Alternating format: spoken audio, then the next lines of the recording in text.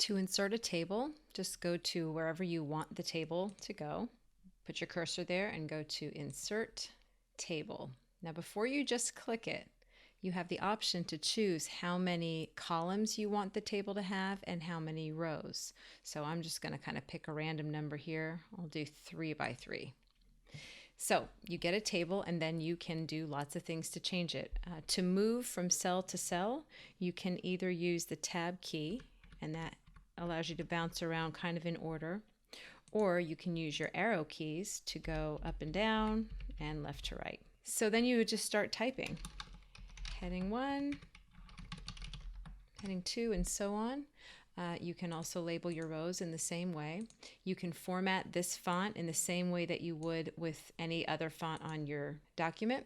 And you can also insert or delete some of these rows and columns. If you decide once you've gotten started that you no longer actually want 3, or maybe you want 1 more, just put your cursor inside any of the cells, and then you just go to Table, and then it'll ask you, you have these 4 different choices: insert row above, row below, column left, or column right.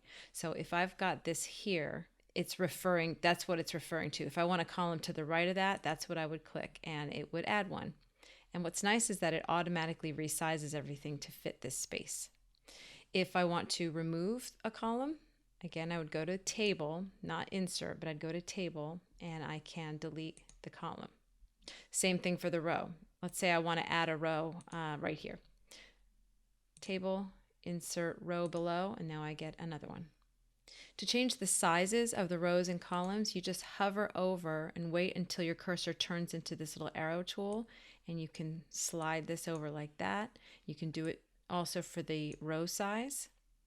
If you kind of mess with it too much and you make things like really uneven, there is a way that you can fix that. Say I've got these rows all sort of different sizes and I want to make them nice and even. What I can do is highlight all of them, and I'm going to leave the heading row off of this for right now. I'll go to Table, and I'm going to click Distribute Rows. That is to distribute the size of the rows evenly. And now that makes them all even. I left the heading off this time just so that it would be a little smaller than the rest of them. But if I highlighted all of them, they would all be the same size. And you can do the same thing with the columns. If I make this column really small and I decide I want to make them all even again, I would just highlight them all and distribute columns, and it makes them nice and even.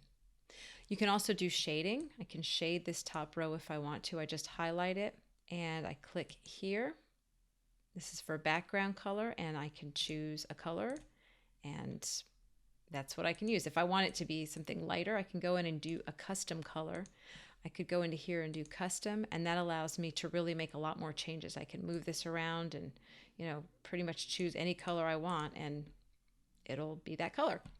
There are a lot of other things that you can do with these tables, so I'm just showing you the basics. But if you go to Table and then go to Table Properties, you can see that this box gives you a lot of other options. But we're not going to get into those right now. This is just really the basics.